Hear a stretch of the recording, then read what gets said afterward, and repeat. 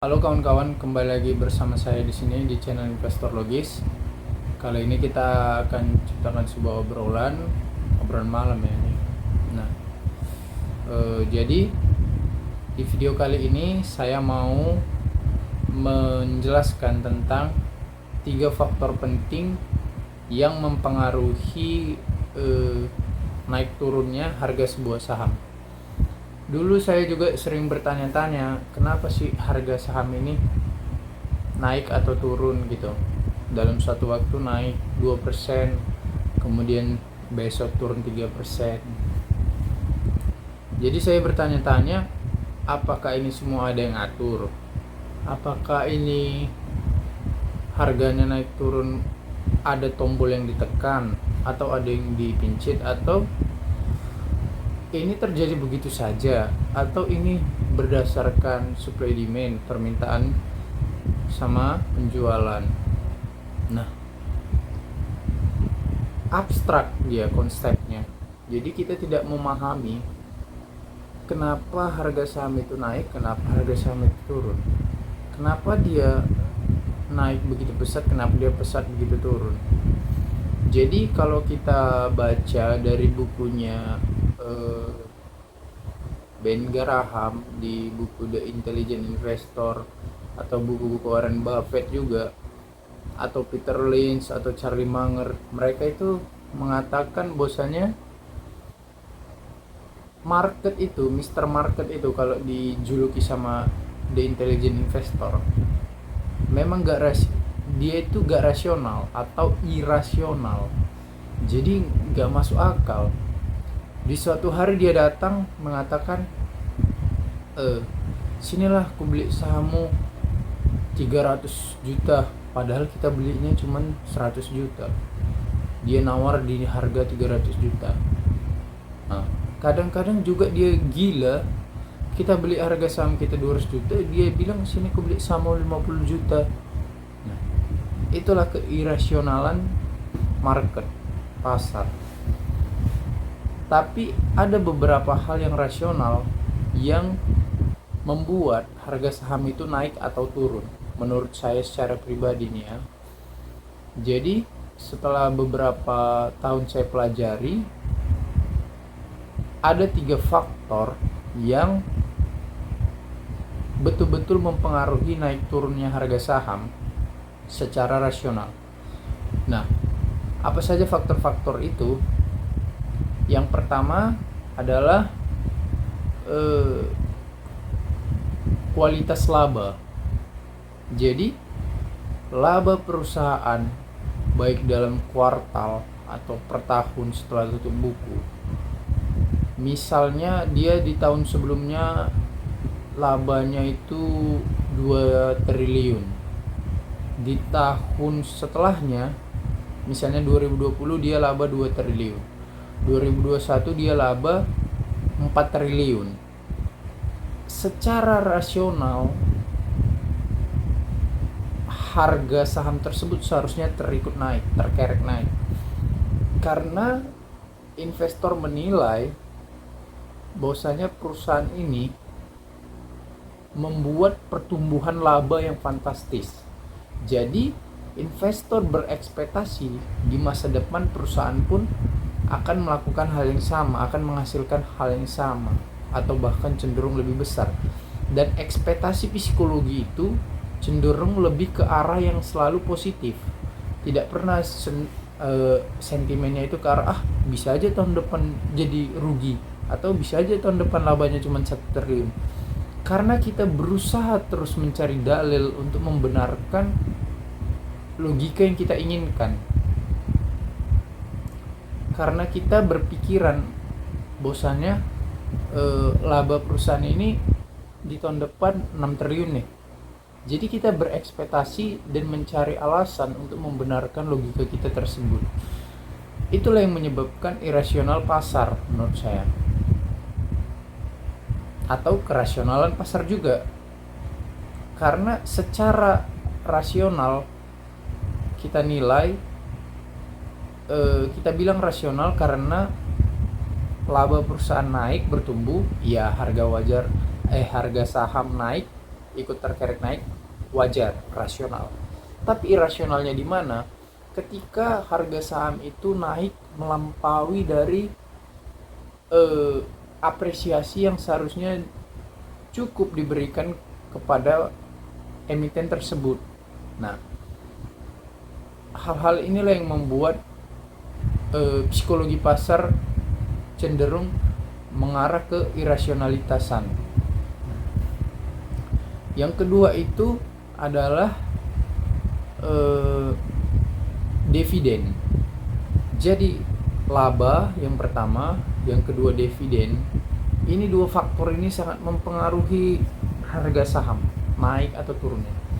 Jadi kalau misalnya dividen perusahaan itu besar, apalagi bertumbuh, maka market akan menilai positif saham tersebut, perusahaan tersebut. Maka harga sahamnya akan terkerek naik. Oke. Namun sebaliknya, apabila dividen perusahaan tersebut kecil atau tetap, maka harga saham bisa cenderung stagnan atau turun. Padahal perusahaan tetap membagikan dividen. Tapi investor menilai secara psikologi bahwasanya perusahaan tersebut gagal merealisasikan harapan dari investor. Nah, jadi di market sangat berpengaruh kehidupannya terhadap psikologi investor yang mempengaruhi naik atau turunnya saham. Nah, jadi sebetulnya kalau kita pikirkan, ya rasional saja kalau misalnya harga saham itu turun apabila kualitas dividennya menurun. Misalnya dividennya tahun ini 10, lalu tahun selanjutnya 5. Nah, harga saham di tahun selanjutnya itu turun akibat dari kekecewaan investor akan kualitas dividen yang diberikan oleh perusahaan. Tapi kan ini sifatnya temporary, sementara. Nah, itu salah satu bentuk rasionalitas dari market, pasar. Tapi dia menjadi tidak rasional atau irasional ketika harga sahamnya turun terlalu jauh. Hanya persoalan mereka turun membagikan jumlah dividennya. Rasionalnya di situ gitu. Tiba-tiba panik, tiba-tiba jual sahamnya, jadi harganya jatuh. Ya itu tadi, kita nggak bisa menebak psikologi orang mau bagaimana. Tapi faktor-faktornya secara umum bisa kita pandang seperti itu gitu. Kalau misalnya kualitas dividen turun, harga saham pun turun. Kalau misalnya laba naik, maka harga perusahaan naik. Nah, ada satu lagi, yang ketiga ini, faktornya itu menurut saya adalah aksi korporasi. Jadi aksi korporasi ini juga sangat berpengaruh dengan naik atau turunnya harga saham. Kenapa saya katakan seperti itu? Karena jika kita perhatikan perusahaan-perusahaan besar yang punya track record membagikan dividen, apabila sudah memasuki tanggal RUPS atau jadwal RUPS, maka harga sahamnya itu cenderung akan naik. Kenapa? Karena psikologi investor menilai bahwasanya RUPS itu akan merapatkan tentang pembagian dividen terhadap pemegang saham. Kan seperti itu. Jadi harga sahamnya terkerek naik. Nah, itu masih rasional. Tapi jadi irasional ketika harga sahamnya itu naik terlalu jauh. Sehingga pada saat dividen dibagikan atau pada saat tanggal cum dividen, maka harga sahamnya pun ikut turun terlalu jauh karena sudah menyesuaikan delusi dari pembagian dividen tersebut. Nah, jadi inilah 3 alasan rasional. Sebetulnya rasional, tapi menjadi irasional ketika investor melakukan suatu hal yang berlebihan secara psikologi. ketika harga saham naik, jor-joran beli sehingga terbang. Maka ketika semua berjor-joran beli, tiba-tiba ada yang jual untuk take profit, pecahlah bubble-nya, turunlah harga sahamnya. Nah, tiga hal tersebutlah yang menurut saya sangat mempengaruhi terhadap naik turunnya harga saham: kualitas laba, dividen, dan aksi korporasi. Di luar itu, saya menganggap itu adalah eksternal. Jadi bukan dari internal perusahaan, tapi dari eksternal. Maka naik turun harga saham dibagi dalam dua cabang. Dipengaruhi oleh dipengaruhi oleh faktor eksternal, yang kedua dari faktor internal. Nah, faktor internal ini tadilah tiga hal yang saya katakan: laba, dividen, dan aksi korporasi. Tapi kalau faktor eksternal menurut saya adalah contohnya seperti sentimen global, sentimen pasar terhadap industri tersebut, geopolitik, ekonomi global, makro lah pokoknya ya, makroekonominya. Nah, itu kan makroekonominya tuh, geopolitik global, perang apa segala macam lah itu, virus, pandemi. Nah, tapi mikronya juga ada menurut saya. Contohnya, misalnya kita beli perusahaan sawit misalnya ya, perusahaan sawit. Secara produksi, perusahaan tersebut mengalami penurunan akibat dari misalnya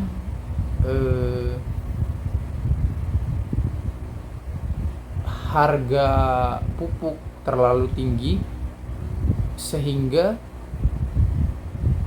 petani sawit menurunkan produksinya. Otomatis produksi sawit berkurang, permintaan pasar tinggi, ya harga naik dong secara hukum ekonominya ya.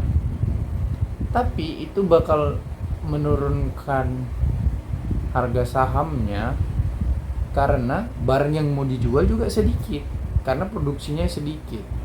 Jadi mikro ini juga sangat mempengaruhi tentang harga sahamnya. Di balik itu semua, kenaikan harga saham ataupun penurunannya tentu saja sangat berpengaruh dengan psikologi investor di market tersebut. Kalau misalnya psikologinya lagi baik, ceria, banyak uang beredar, daya beli masyarakat meningkat, ya secara umum pasti akan naik. Mau bagaimanapun secara umum akan naik. Tapi kalau misalnya psikologinya lagi turun, hidup lagi susah, jualan susah, ekonomi macet, suku bunga tinggi, daya beli menurun, pandemi, PSBB atau segala macam, ya itu pasti mau bagaimanapun market turun. Secara umum pun harga-harga saham bakal turun. Nah, apa yang harus kita lakukan untuk memanfaatkan situasi ini? Kalau katanya Pak Lo Keng Hong, dia bilang invest in bad time and sell in good time and you get well rich. Jadi dia bilang investasilah ketika semua sedang buruk, masa-masa sedang buruk, harga saham jatuh, terdiskon. Lalu juallah ketika semuanya sedang dalam masa bahagia, dan kamu akan menjadi kaya. Jadi untuk apa fungsinya kita mengetahui pengetahuan ini? Supaya kita tahu bagaimana kita mau masuk dan bagaimana kita mau keluar. Supaya kita tahu bagaimana ketika kita membeli perusahaan ini, apakah dia akan naik, apakah dia akan turun. Jadi kita punya ekspektasi, sekalipun itu kadang diracuni menjadi spekulasi, namun kalau kita lindungi itu dengan proses analisis, itu bakal jadi proses investasi, operasi investasi operation. Nah, semangat itulah yang akan saya bawa dan saya coba share kepada teman-teman. Kenapa?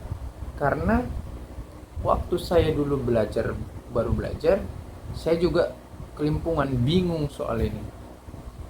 Dan sedikit juga yang mengajarkan tentang hal ini gitu, karena ya pada saat itu masih sedikit konten kreator yang membahas tentang saham. Jadi itu saja yang bisa saya jelaskan kawan-kawan. Semoga bermanfaat pengetahuan ini bagi kawan-kawan investor semua. Saya juga masih belajar, saya juga masih terus belajar dan pemula. Sama-sama kita semua bisa belajar. Jadi apabila saya punya kesalahan dalam membuat kesimpulan dalam video ini, semoga kawan-kawan mau memberikan komentar di kolom komentar ya. Dan kawan-kawan juga kalau bisa tolong bantu subscribe channel ini supaya saya terus semangat untuk membuat konten-konten yang bermanfaat buat kawan-kawan dan buat kita semua. Jangan lupa like, komen, dan subscribe channel ini ya. Thank you.